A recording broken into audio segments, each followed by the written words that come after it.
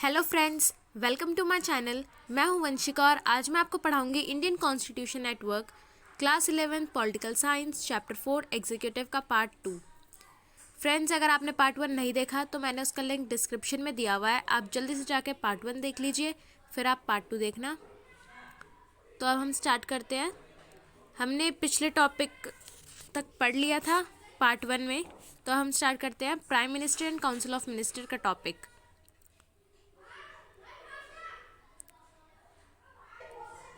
इसमें हमें बताया गया है जो प्रेसिडेंट होता है वो अपनी पावर का यूज़ तभी करता है जब काउंसिल ऑफ मिनिस्टर उसे एडवाइस करती है, और जो काउंसिल ऑफ मिनिस्टर होती है उसका हेड होता है प्राइम मिनिस्टर।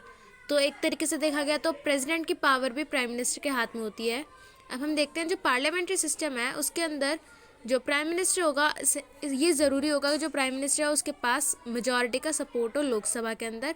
इस तरीके से और जो ये सपोर्ट होता है वो प्राइम मिनिस्टर को बहुत पावरफुल बनाता है। अब हम देखते हैं अगर कोलिशन की गवर्नमेंट होगी, अगर मिलीजुली सरकार होगी तो प्राइम मिनिस्टर कौन बनेगा।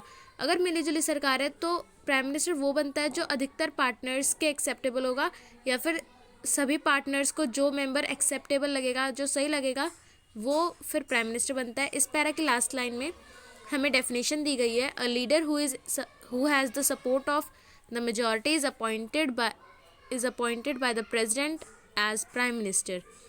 यह है डेफिनेशन प्राइम मिनिस्टर की। अब सेकंड पैरा में हमें समझाया गया है जो प्राइम मिनिस्टर होता है अगर वो अपॉइंट हो जाता है, फिर उसके बाद प्राइम मिनिस्टर डिसाइड करता है कि काउंसिल ऑफ मिनिस्टर में किस मिनिस्टर के पास कौन सी मिनिस्ट्री जाएगी, और वही डिसाइड करता है कैबिनेट मिनिस्टर्स और स्टेट और डिप्टी मिनिस्टर, और इसी तरीके से चीफ मिनिस्टर भी डिसाइड करता है।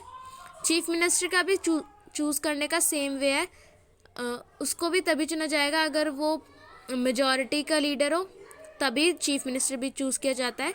पार्लियामेंट्री सिस्टम के अंदर चीफ मिनिस्टर और प्राइम मिनिस्टर की अधिकतर प्रोसेस जो मेन चीज़ें हैं वो सेम रहती हैं। अब हम देखते हैं जो प्राइम मिनिस्टर होता है और जो सारे मिनिस्टर्स होते हैं उनको पार्लियामेंट का मेंबर होना कंपलसरी है। अगर कोई भी मिनिस्टर या फिर जो प्राइम मिनिस्टर है वो एमपी नहीं है तो उसको 6 मंथ्स के अंदर एमपी मतलब इलेक्ट होना ही पड़ता है। अगर वो नहीं होगा तो उसको हटा दिया जाता है उसकी पोजीशन से। अब यहाँ पे हमें बताया गया है अगर जो काउंसिल ऑफ मिनिस्टर होती है वो रिस्पॉन्सिबल होती है, वो एक साथ कलेक्टिवली रिस्पॉन्सिबल होती है लोकसभा के अंदर। इसका मतलब है जो मिनिस्ट्री अगर लूज़ कर देगी कॉन्फिडेंस, मतलब अगर वो लूज़ हो जाएगी तो उसे रिज़ाइन करना पड़ेगा। इसका मतलब है जो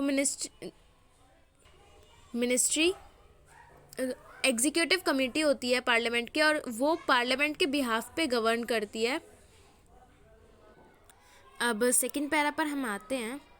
यहाँ पे हमें बताया गया जो प्राइम मिनिस्टर है वो एक प्री एमिनेंट प्लेस है उसका गवर्नमेंट के अंदर, मतलब एक जो प्लेस है उसका वो बताया गया उसके बारे में। जो हमारी काउंसिल ऑफ मिनिस्टर होती है वो विदाउट प्राइम मिनिस्टर एग्जिस्ट नहीं कर सकती। जो प्राइम काउंसिल है वो तभी बनती है जब प्राइम मिनिस्टर ओथ ले लेता है, और अगर डेथ हो जाएगी या फिर रेजिग्नेशन कर देगा प्राइम मिनिस्टर तो वो काउंसिल भी ख़त्म हो जाती है। अगर मेजॉरिटी की सरकार है तो प्राइम मिनिस्टर की डेथ का इतना इफेक्ट नहीं पड़ता। अगर कोalition की सरकार है, मतलब मिलीजुली सरकार है, तो फ़र्क पड़ता है उतना। और अगर कोई डेथ हो जाएगी किसी मिनिस्टर की तो सिर्फ एक मिनिस्ट्रियल वैकेंसी खाली होती है। अब यहाँ हम देखते हैं जो दिया गया है, पंडित नेहरू ने अपने आप को कहा था लिंचपिन ऑफ गवर्नमेंट, मतलब उन्होंने खुद को कहा था कोर ऑफ गवर्नमेंट, अपने आप को बेसिस बताया था गवर्नमेंट का। उसका रीज़न यही था क्योंकि जो प्राइम मिनिस्टर होता है वो प्रेसिडेंट और काउंसिल ऑफ मिनिस्टर के बीच में बैलेंस बना के रखता है। तो कई बार ये क्वेश्चन भी आता है लिंचपिन ऑफ गवर्नमेंट का 2-3 तरीके से घुमा कर आ सकता है, तो आप ये पढ़ लीजिएगा। अब ध्यान दिया गया है हमें जो प्राइम मिनिस्टर होता है वो हर इम्पॉर्टेंट डिसीजन में इन्वॉल्व होता है और वो पॉलिसी को डिसाइड भी करता है। अब जो पावर अपने यूज़ में, मतलब जो यूज़ में लाता है प्रेसिडेंट, वो काफ़ी सारे सोर्सेज से होकर जाती है। वो सोर्सेज लिखे गए हैं। Control over the council of minister, वो कंट्रोल करता है काउंसिल ऑफ मिनिस्टर को। वो लीडर होता है लोकसभा का, कमांड करता है ब्यूरोक्रेटिक मशीन को। एक्सेस होते हैं उसमें मीडिया की, मतलब वो कभी भी मीडिया में जा सकता है। इसी तरीके से काफ़ी सारे और फंक्शंस भी बताए गए हैं, मतलब और चीज़ें बताई गई हैं।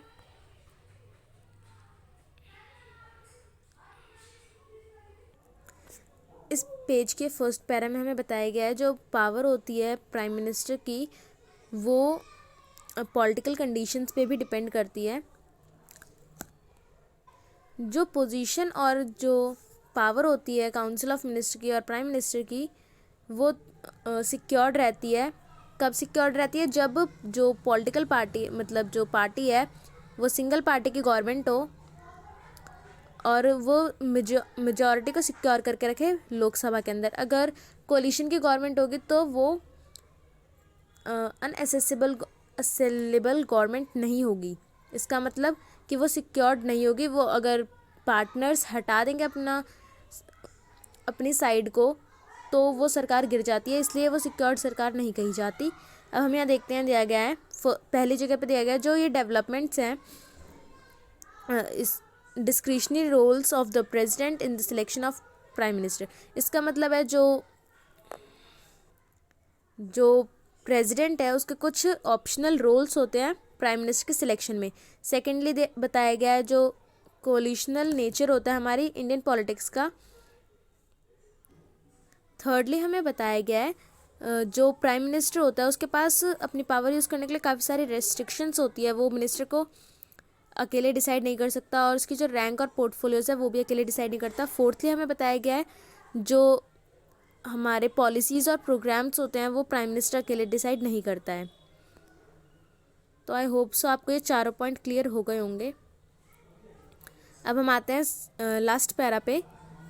जो हमारा पार्लियामेंट्री सिस्टम है उसमें स्टेट लेवल पे भी सेम ही चीज़ है, कुछ वेरिएशंस हैं। जैसे अब मैं बताती हूँ वो वेरिएशंस।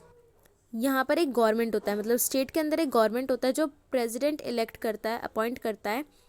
किसके एडवाइस पे? सेंट्रल गवर्नमेंट के एडवाइस पे। और जो चीफ मिनिस्टर होता है वो सेम प्राइम मिनिस्टर की तरह लीडर होता है मेजॉरिटी का। और जो मेन प्रिंसिपल्स होते हैं पार्लियामेंट्री सिस्टम के वो स्टेट लेवल और सेंट्रल लेवल दोनों पे सेम रहते हैं। अब हम नेक्स्ट पैरा पे आते हैं, permanent executive bureaucracy. First para में हमें बताया गया है जो एग्जीक्यूटिव ऑर्गन होता है उसके पास मतलब उसके अंदर क्या क्या चीज़ होती है। उसमें होता है प्राइम मिनिस्टर, मिनिस्टर और जो बड़ी बड़ी ऑर्गेनाइजेशंस होती है जिसको हम ब्यूरोक्रेसी और एडमिनिस्ट्रेटिव मशीनरी कहते हैं। अब हम देखते हैं यहाँ पे डेफिनेशन सिविल सर्विस की, वो है trained and skilled officers who work as permanent employees of the government are assigned the task of the assisting the ministers in formulating policies and implementing these policies. इसका मतलब है जो trend और skilled officers होते हैं वो एक permanent employees की तरह काम करते हैं गवर्नमेंट के अंदर और उन्हें टास्क दिए जाते हैं और फॉर्मुलेट करते हैं वो पॉलिसीज़ को और इम्प्लीमेंट करते हैं उन पॉलिसीज़ को। इम्प्लीमेंट मतलब देखते हैं वो पॉलिसीज़ अच्छे से लागू हो रही है या नहीं। और आई होप सो आपको भी काफ़ी सारे फंक्शंस पता होंगे आईएएस के, बट यहाँ पे भी क्लियर कर दिए गए हैं। अब सेकंड पैरा में हमें बताया गया है डेमोक्रेसी के अंदर जो इलेक्टेड रिप्रेजेंटेटिव्स होते हैं और जो मिनिस्टर्स होते हैं वो इंचार्ज होते हैं गवर्नमेंट के और जो हमारे एडमिनिस्ट्रेशन होता है वो उन्हीं के कंट्रोल में चलता है। और पार्लियामेंट्री सिस्टम के अंदर जो लेजिस्लेचर होते हैं वो भी थोड़ा बहुत कंट्रोल करते हैं एडमिनिस्ट्रेशन को। और जो हमारे एडमिनिस्ट्रेटिव ऑफिसर्स होते हैं वो खिलाफ नहीं जा सकते, उन पॉलिसीज़ के खिलाफ नहीं जा सकते जो हमारी लेजिस्लेचर में बनती है, मतलब जो हमारे लेजिस्लेचर बनाता है। अब यहाँ दिया गया इंटरलाइन किया हुआ है, India has established professional administrative machinery at the same time this machinery is made politically accountable. This bureaucracy is also expected to be politically neutral. इसका मतलब है कि इंडिया ने एक अलग सेपरेट एडमिनिस्ट्रेटिव मशीनरी बना रखी है और जो ये मशीनरी होती है ये पॉलिटिकली अकाउंटेबल है, इससे क्वेश्चन कर सकते हैं। और ये जो इनसे एक्सेप्ट किया जाता है, इस ब्यूरोक्रेसी से एक्सेप्ट किया जाता है, ये पॉलिटिकली न्यूट्रल है क्योंकि काफ़ी सारी ऐसी सिचुएशंस आती हैं इनके पास जहाँ इन्हें न्यूट्रल रहना होता है और सबकी तरफ से सुन के फिर डिसीजन लेना होता है। अब इसी पैरा में हमें फर्स्ट पैरा में समझाया गया है जो हमारी ब्यूरोक्रेसी होती है वो कोई भी पॉलिटिकल पोजीशन नहीं ले सकती, मतलब अपनी जॉब के साथ साथ वो किसी भी पार्टी में ज्वाइन नहीं हो सकती और किसी भी पॉलिसी मैटर में इंक्लूड नहीं कर सकते उन्हें।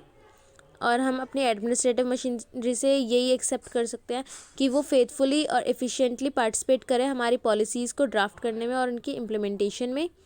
अब हम सेकंड पैरा पे आते हैं, इसमें हमें बताया गया है कि हमारी ब्यूरोक्रेसी का सिस्टम बहुत ही कॉम्प्लेक्स है, बहुत ही पेचीदा कह सकते हैं हम इसे।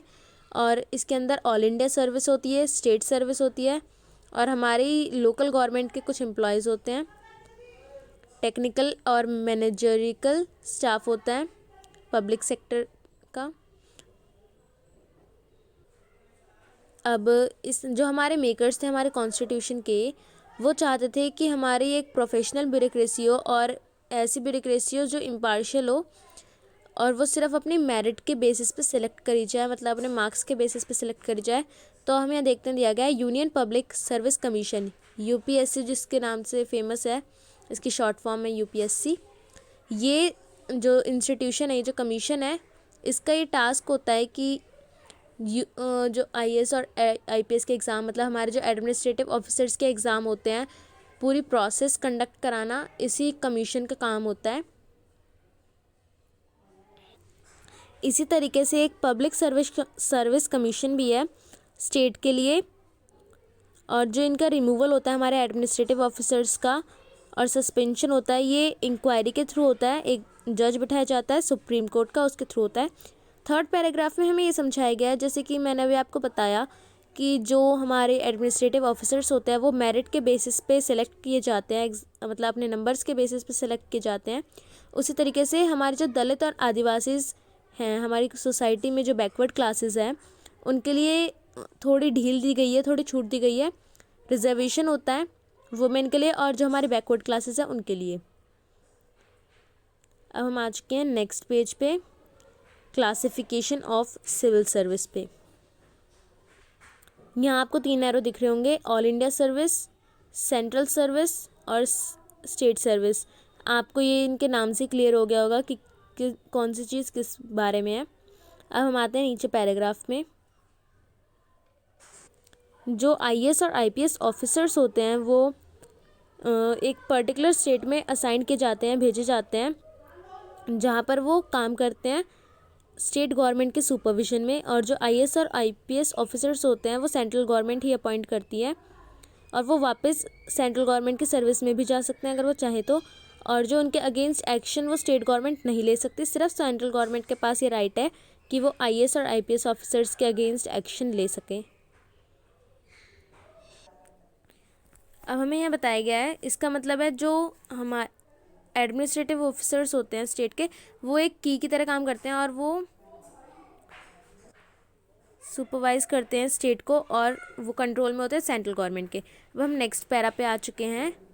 जो हमारी ब्यूरोक्रेसी होती है उसका काम होता है कि जो पॉलिसीज़ हैं गवर्नमेंट की वो लोगों तक पहुँचे। अब यहाँ दिया गया है जैसे कि कॉमन एक्सपीरियंस होता है कि जो ब्यूरोक्रेसी के जो लोग होते हैं वो इनसेंसिटिव होते हैं, मतलब उन्हें कोई फ़र्क नहीं पड़ता कि ऑर्डिनरी सिटीजन्स क्या चाहते हैं, उनकी डिमांड्स क्या है। तो इसलिए जो हमारी ब्यूरोक्रेसी है उसको एक अच्छे से हैंडल किया गया है, और जो हमारे डेमोक्रेटिक इलेक्टेड गवर्नमेंट है वो इसे कंट्रोल कर सकती है, और ज़्यादा इसे कंट्रोल नहीं कर सकते, वरना एक तरीके से ये कह देंगे कि जो हमारी ब्यूरोक्रेसी है वो पॉलिटिशियंस के हाथ में चली गई है। तो इसलिए ये कुछ लिमिटेड कंट्रोल है। अब यहाँ दिया गया है, constitution has created independent machinery for recruitment. Many people think that there is no provision for protecting civil servants from political interference in the performance of their duties. मतलब इसका हमें दिया गया मतलब यहाँ पर कोई भी प्रोविज़न नहीं है जो हमारे सिविल सर्वेंट्स को पॉलिटिकल इंटरफेरेंस से बचा सके। और कई बार ये भी देखा गया है कि जो हमारे सिविल सर्वेंट्स हैं वो अकाउंटेबल नहीं है।